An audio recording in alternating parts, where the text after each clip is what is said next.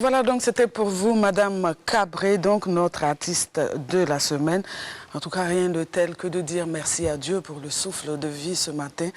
Et voilà, et puis cette grande faveur divine qui nous accompagne, voilà, tous les jours de notre vie. En tout cas, merci à Madame Cabré de nous rappeler que chaque matin, nous devons donc adresser cette prière à Dieu.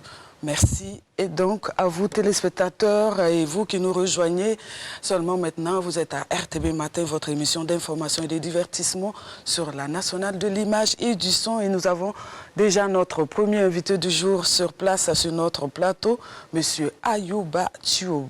Bonjour, Monsieur Thioub. Bonjour. Comment allez-vous? Ça va bien. Bien réveillé? Oui, très bien. On est super bien là. Oui. Et le FESPACO, ça s'est bien passé? Oui, très bien passé. Ouais. On a apprécié. C'était formidable. formidable. Attention, c'était formidable. Oui. Avec cette rue tout en lumière, Oui. avec toute cette population Oui. qui était en mouvement. De très belles Tout le innovations. monde a vécu Oui. le cinéma Oui. africain. Oui. Donc, avec une très grande ferveur et surtout que le sacre, c'était donc un Burkinabé. Oui, ah oui, avec Dani Kouyaté qui remporte les talons d'or de Yenenga. Oui, une ah fierté. oui, c'est une grande fierté. Ouais. Après, je crois, 27 ou 28 ans, ouais. Oui. Voilà, d'absence par rapport justement à ce trophée. Oui.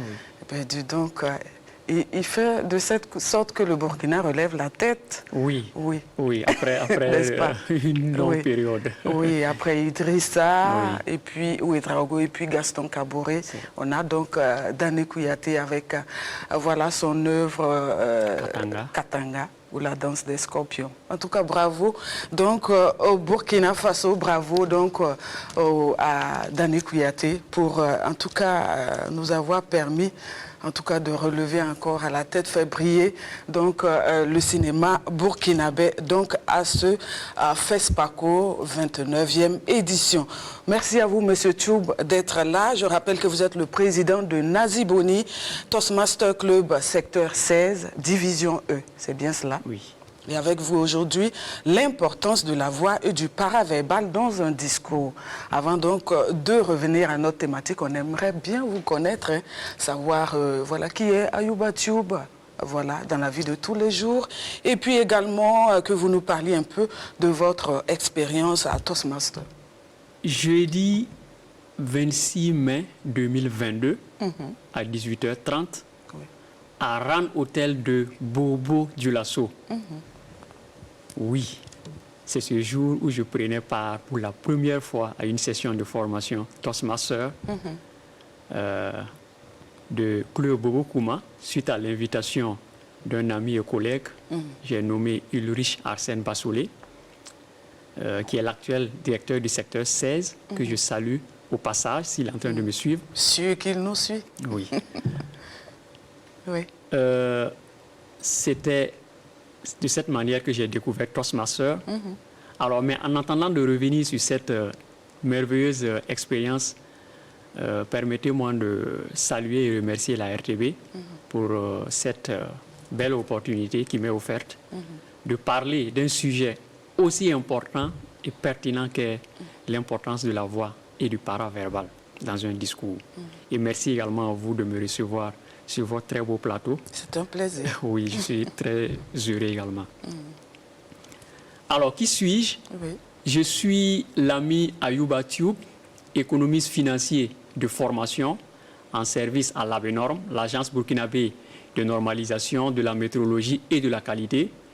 Je suis par ailleurs conférencier, formateur, coach certifié et aussi team builder professionnel certifié par l'Académie CFC.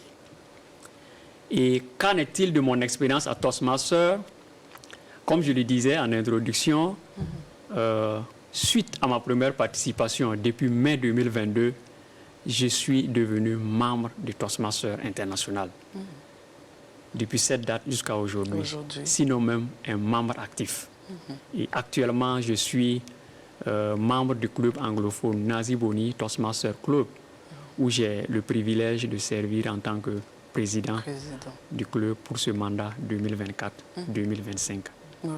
Donc voici ce que je peux dire sur qui je suis et mon expérience à Toastmaster. Et jusque-là, vous êtes satisfait de ce parcours à Toastmaster? Oui, très satisfait. Ça se passe bien? Oui. Oui. Très. Est-ce qu'on peut savoir pourquoi vous êtes allé à Toastmaster? Vous l'avez dit, hein, c'était en mai 2022. Oui. C'est mai, Oui, n'est-ce mai pas, 2022, oui. que vous êtes allé pour la première fois et vous y êtes resté. Qu'est-ce qui vous a motivé à y aller? Ok, merci beaucoup. Vous savez, quand j'ai participé pour la première fois à cette session de formation, j'étais émerveillé, oui, par la qualité des orateurs, par le niveau d'aisance des orateurs, et c'est ça qui m'a retenu le plus. Oui. Ce que je veux savoir, c'est est-ce que avant d'y aller, il y avait un manque quelque part, quelque chose que vous vouliez combler en y allant? Vous avez entendu parler de Toastmaster. Ah, est-ce que cela, il y a quelque chose qui ne va pas chez moi? Est-ce qu'en y allant, je ne peux pas peut-être combler ce manque-là? Non, pas tout à fait, mais avant de devenir membre, j'ai eu à prendre part à des formations en art oratoire et en leadership. Okay. Et j'étais impressionné par la prise de parole en public. J'avais de la passion pour la prise de parole en public. Mais je n'avais pas découvert depuis lors un modèle oui, qui me convenait. Qui vous convenait. Voilà. Oui. Et quand j'ai découvert Toastmaster, j'ai dit, mais tiens, c'est ce qu'il me faut. Me faut. Là, vous veniez de trouver voilà votre chemin avec Toastmaster. En tout cas, merci à vous d'être là ce matin et de partager avec nous votre expérience en la matière. Alors, avec vous aujourd'hui, l'importance de la voix et du paraverbal dans un discours. Dites-nous, qu'est-ce que vous entendez par paraverbal et en quoi cela peut accompagner le message verbal dans un discours? Ok, merci beaucoup pour cette question. Alors, avant de répondre à cette question, permettez-moi de définir d'abord la communication. Okay.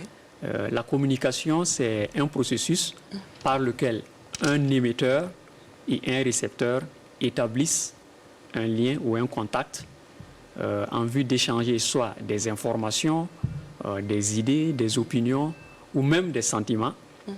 Et tout cela pour un objectif bien donné ou des objectifs bien donnés.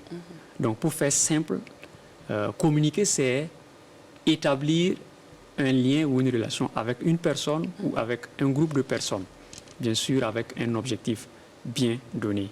Et il existe plusieurs façons de communiquer. Et la communication, contrairement à ce que beaucoup pensent, ne se limite pas aux mots. Voilà. Cette manière de communiquer qui est la communication verbale, communication basée sur les mots, sur l'expression verbale, au-delà de ce type de communication, il y a le paraverbal, dont vous évoquiez tout à l'heure, la communication paraverbale. Cette communication est constituée de tous les éléments qui accompagnent l'expression vocale, tels que l'intonation de la voix, le rythme de parole, la vitesse de parole, la force de la voix, l'intensité, la variété vocale, la tonalité, etc. etc.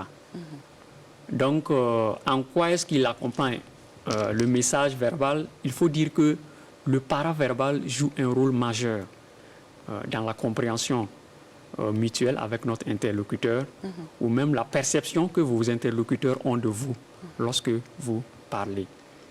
Et lorsque vous parlez, et le paraverbal peut permettre de renforcer le message, il peut permettre de le nuancer, tout comme il peut permettre de contredire votre message. Voilà. C'est ça. Il est vraiment important. C'est important, d'accord. Alors, pourriez-vous donner, par exemple, des exemples concrets de la manière dont la modulation de la voix peut influencer la réception d'un message? Ok, merci beaucoup. Alors, suivez-moi attentivement. Je vais vous donner deux phrases que je vais dire de deux manières. Du moins, une phrase que je vais dire de deux manières différentes. D'accord. Voilà. Première situation. Ce matin, je me suis réveillé très tôt. J'ai pris ma douche. Je me suis préparé pour venir à cette émission. Première situation. Deuxième situation. Ce matin, je me suis réveillé très tôt. J'ai pris ma douche. Je me suis préparé pour venir à cette émission. Donc vous voyez quand même qu'il y a une sacrée différence. Oui. Oui. Dans la première situation, on voit une personne qui parle à voix basse, une voix à peine audible, pas de contact visuel, la tête baissée. Et dans la deuxième situation, on voit une personne qui parle avec une voix forte, avec de la gestuelle, avec une tonalité assez forte. Oui. Voilà. Il y a du dynamisme dans la voix. Exactement. Alors que dans la première phrase, on sent qu'on a l'impression que la personne n'est pas encore tout à fait réveillée. Exactement, tout à fait. La première situation renvoie l'image de quelqu'un qui manque de confiance, qui doute, qui n'est pas sûr de ce qu'il dit. Et dans la deuxième situation, on voit une personne confiante, une personne dynamique, comme vous l'avez dit. D'accord. Oui. Donc, voici comment la modulation de la voix peut influencer la réception du message. D'accord. Alors, quelle technique recommandez-vous donc pour améliorer le contrôle de la voix et le paraverbal lors d'une présentation, par exemple? Ok. Merci beaucoup pour cette très belle question. Alors, une chose est de connaître l'importance de la voix et du paraverbal, mais une autre est de connaître les techniques nécessaires, les techniques qu'il faut pour avoir un très bon contrôle de la voix. Alors, je vais partager avec vous quelques techniques. D'accord. Voici quelques techniques ou facteurs sur lesquels vous pouvez travailler pour avoir une voix agréable à écouter et qui peut amener les gens à prendre du plaisir à vous écouter. Le premier facteur, c'est le volume de la voix. Okay. Ouais. Est-ce que je parle suffisamment fort? Donc, à chaque fois que nous parlons, nous devrons faire attention au volume. Est-ce que mon interlocuteur ou mon auditoire comprend ou entend ce que je dis? Donc, si vous ne parlez pas fort, votre interlocuteur sera obligé de faire un effort pour vous entendre. Ah ouais. Et là, ça peut le lasser. Donc, il est important de choisir un bon volume. Ensuite, il y a l'articulation. Savoir bien articuler les mots. Votre interlocuteur ne doit pas faire un effort pour déchiffrer ce que vous dites. Voilà, vous imaginez si je parle, oui, la communication, je parle à une voix basse, vous aurez du mal à m'entendre. Oui, voilà. Tout à fait. Donc, l'articulation est également très, très importante. Il y a aussi le rythme. Donc, il faut choisir un rythme convenable, pas parler trop rapidement pour qu'on n'arrive pas à vous suivre, ou parler très lentement pour ennuyer. Donc, il faut choisir un rythme convenable et acceptable. Il faut trouver le juste milieu. Exactement. Vous voyez comment les grandes autorités souvent parlent de façon posée et de façon calme et compréhensible. Oui. Donc, à côté du rythme, il y a aussi la tonalité. Votre voix doit être vivante. La tonalité, c'est le principe de l'ascendance et de la descendance de la voix. Vous voyez comment les robots parlent. Quand un robot parle, on l'a paramétré. Il parle, il dit par exemple, attention, attention, détection d'une faille dans le système. Attention, attention, c'est une voix plate, monotone et monocorde. Donc, pas de vivacité. C'est ça. Donc, dans votre discours, vous devrez avoir une tonalité. Par moment, élever la voix, par moment, baisser la voix en fonction de votre message. Voilà. Donc, ce sont là des techniques. D'accord. Merci à vous de partager ces techniques avec nous. En tout cas, on va commencer à se raviser pour ceux voilà, qui n'étaient pas dans la bonne dynamique. Alors, comment est-ce qu'un orateur peut-il savoir si son utilisation de la voix et du paraverbal est efficace ou est-ce qu'il doit l'ajuster durant son discours? Parce qu'on peut commencer un discours et, on ne prête pas attention alors qu'on n'a pas tenir compte de tous les paramètres et ça ne va pas, mais bon. Mais à quel moment est-ce que l'orateur doit savoir que, bon, là, il faut corriger ici pour que l'auditoire puisse mieux nous comprendre et tout? Ok. Merci beaucoup pour cette question. Alors, en tant qu'orateur, nous devrons faire attention à notre interlocuteur ou à notre auditoire lorsque nous parlons. Il y a des signes sur lesquels vous pouvez prêter une attention particulière.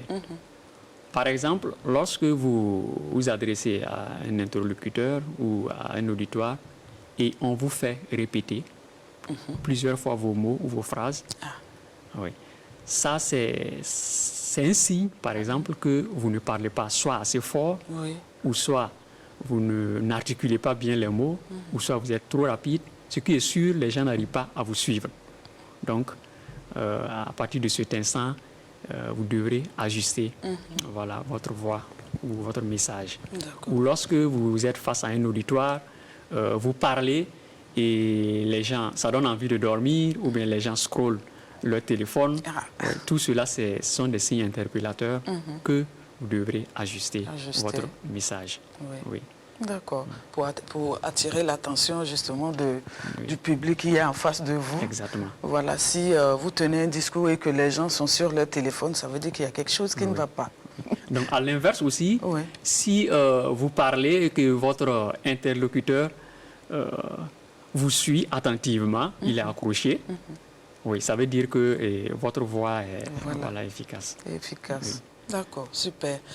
Alors, on sait que vous êtes de Toastmaster depuis 2022. Vous avez suivi un parcours et c'est sûr que c'est riche et ça vous est bénéfique. Alors, est-ce qu'il vous arrive comme ça, vous qui êtes qui avez déjà fait l'expérience, est-ce qu'il vous arrive de constater ou d'observer des erreurs courantes chez certains orateurs? Voilà, concernant l'utilisation de la voix et du paraverbal. Et si c'est le cas, comment est-ce qu'ils peuvent éviter ces erreurs-là? Ok, merci beaucoup. Effectivement, la prise de parole demande un certain nombre de techniques qu'il faut maîtriser. Et couramment, effectivement, on voit des gens faire des erreurs.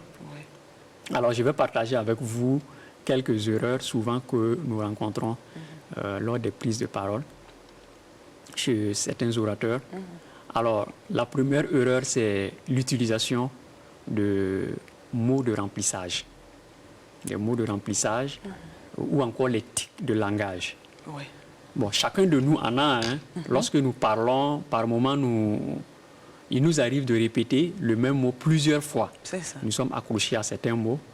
Vous allez entendre certaines personnes dire « tu vois ». En une ou deux phrases, cette expression va revenir plusieurs fois. Il y a d'autres, c'est « alors ». Voilà. Il y a « donc ». Donc, exactement. Donc, ce sont des remplisseurs de mots qui peuvent entacher notre message. Il y a aussi les remplisseurs de sons, comme « et » lorsque nous parlons. Par moment, lorsque nous sommes à court d'idées, nous parlons en disant et en train de réfléchir.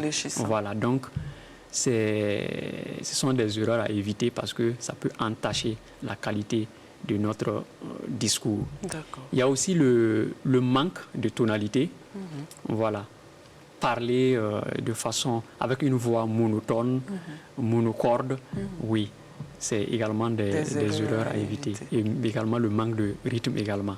Il faut trouver un rythme, qui puisse accrocher ceux qui nous suivent. Et pendant qu'on donne notre discours, il faut que tout le monde soit accroché à nos lèvres. Oui, c'est ça exactement. Oui. D'accord. Alors, on sait qu'à Toastmaster, vous travaillez donc à former voilà, tous les membres et tout. Alors, comment est-ce que vous, à votre niveau, à Toastmaster arrive à aider justement ces membres à améliorer leur communication paraverbale? Wow. Ce n'est pas toujours évident, hein? Ok. Merci beaucoup.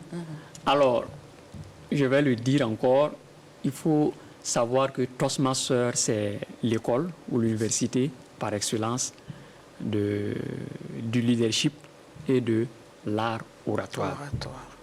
Voilà, donc à Toastmaster, on apprend à parler et on apprend également le leadership.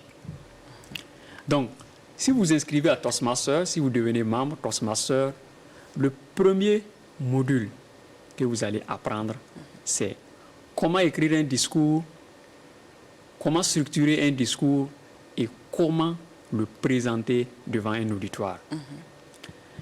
Et ce module comprend d'une manière générale les bases ou les techniques qu'il faut pour impacter voilà, votre auditoire, telles que l'intonation, la variété vocale, la clarté vocale, le volume, etc., etc. Donc, et l'une des méthodes de Toastmaster, c'est l'apprentissage par la pratique. Donc, tous ces éléments, vous les apprendrez grâce à la pratique. Donc, vous allez faire votre discours et bien sûr avec les objectifs qui vous sont assignés par rapport aux critères que je viens d'énumérer. Oui. Et à la fin de votre discours, vous êtes évalué. Quelqu'un va vous dire, par rapport au volume de la voix, vous avez eu 2 sur 5. L'intonalité, vous avez eu peut-être 3 sur 5. Mais la variété vocale, vous avez eu 4 sur 5. Donc, cela vous permet de savoir les éléments sur lesquels vous pouvez travailler. Ouais, pour les prochaines fois, pour vous améliorer. D'accord.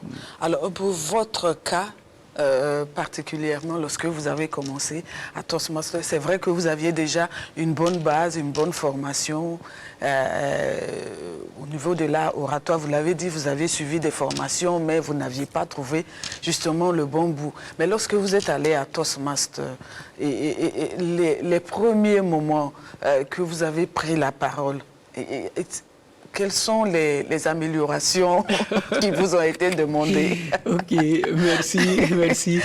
Alors, vous me faites revivre ma première session à Bobo Kouma, Toastmaster. Alors, quand j'ai pris part pour la première fois à cette session, on m'a donné l'opportunité de donner mes impressions à la fin de la session. Oui. Il faut dire que j'étais animé par une certaine peur et j'ai parlé d'une façon rapide pour cacher un peu la peur. La peur. Oui. Voilà, j'étais vraiment stressé. Voilà. Donc, ça, c'était ma première expérience.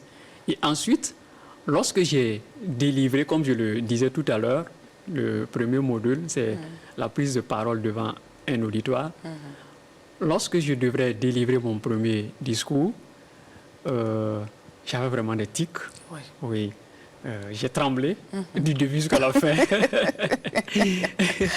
Mais ce qui est intéressant, c'est que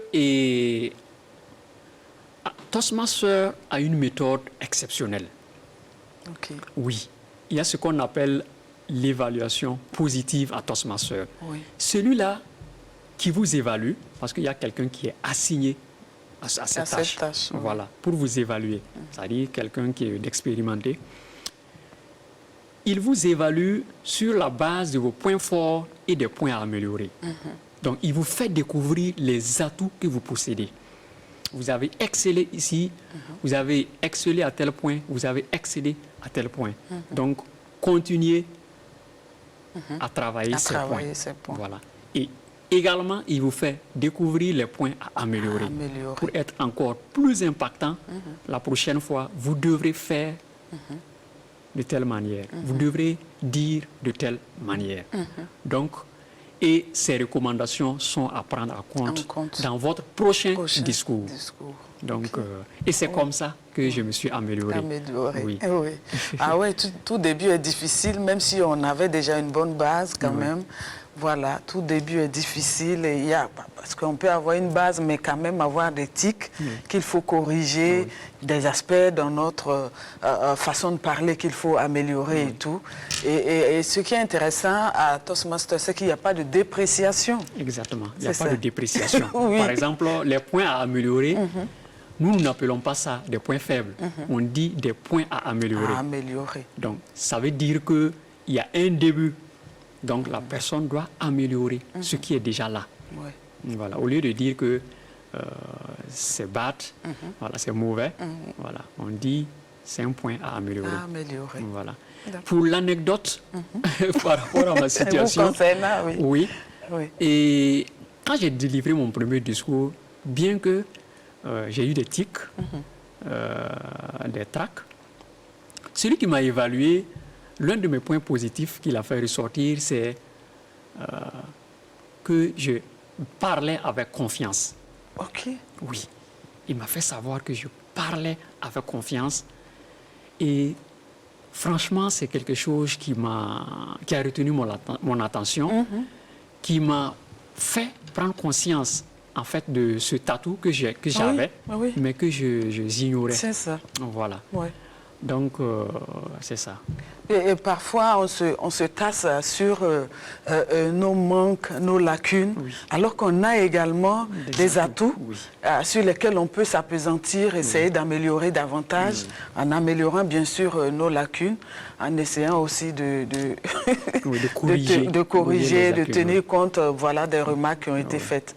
En tout cas, merci à vous, M. Thioub, de partager avec nous votre expérience ce matin. Je suis sûr que ça va aider à plus d'une personne. Et avec nous ce matin, il y a des gens, des téléspectateurs qui sont avec nous ce matin, qui sont des non-Toastmasters, mais qui aimeraient quand même avoir quelques petites astuces en attendant de rejoindre l'équipe de Toastmasters. Je pense que votre expérience va susciter en certains la volonté voilà, d'adhérer à un club Toastmasters ou d'aller même faire le premier pas pour faire l'expérience en attendant donc de s'engager, surtout du côté de Bobo Dioulasso.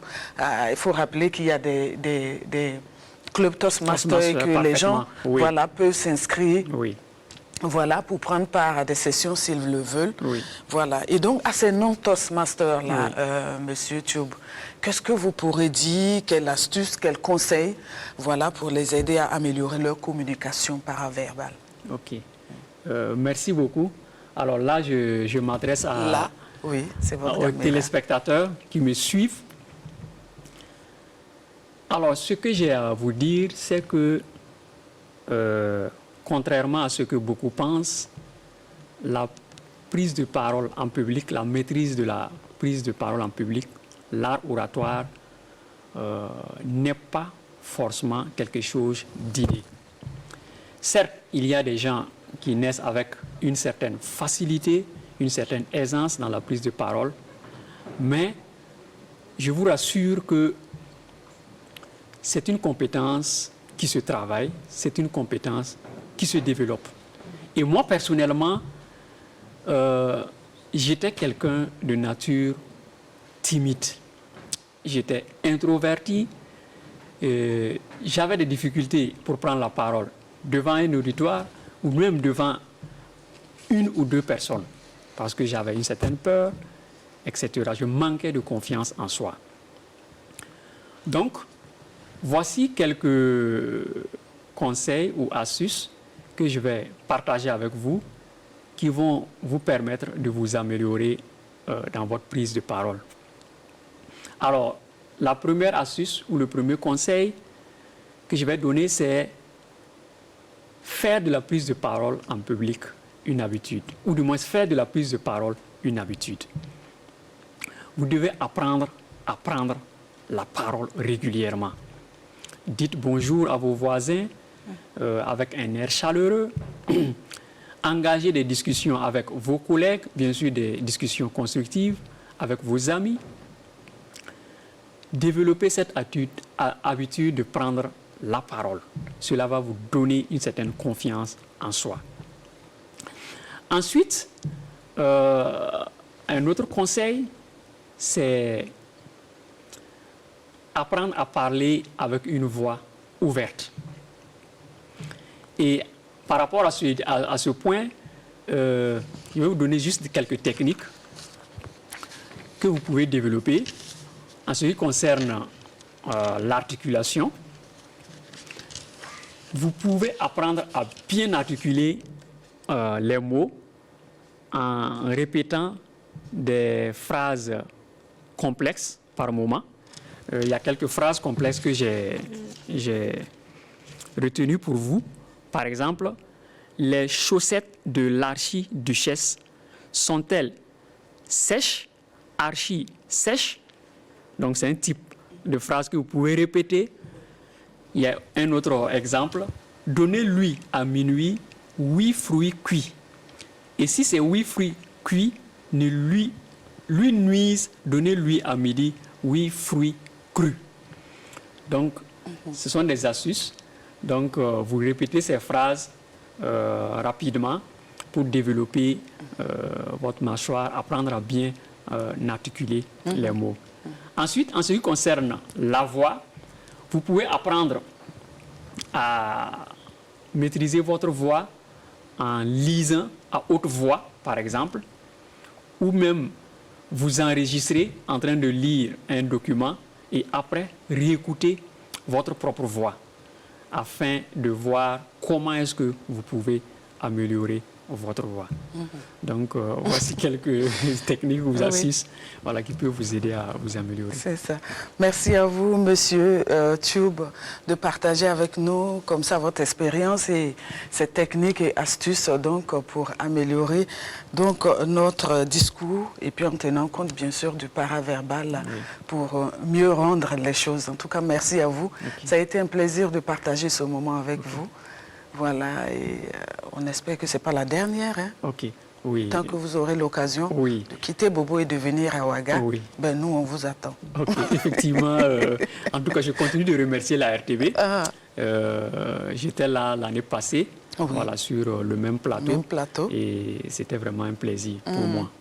Alors, je vais terminer par cette citation de John Maxwell qui dit que la communication est la clé de toute réussite. D'accord. Et Albert Schweitzer d'ajouter que la communication est l'art de faire comprendre. D'accord. Et pour faire bien comprendre, la façon dont nous disons les choses est tout aussi importante que le discours lui-même. Oui, d'où l'importance de la communication paraverbale. Merci à vous, Monsieur Tube. L'importance de la voix et du paraverbal dans un discours, eh bien, c'est de cela qu'il parlait, bien sûr, Monsieur Ayouba Tube, président de Naziboni Toastmaster Club, secteur 16, division E.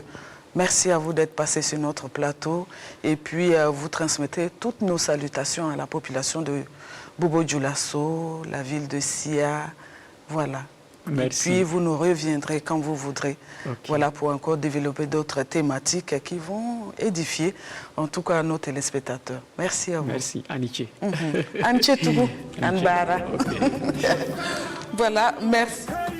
Téléspectateurs, nous allons tout de suite installer notre prochain invité sur notre plateau. Plage, à présent, donc, tapis rouge à la femme donc, que nous avons choisi. Voilà pour vous ce matin. C'est parti.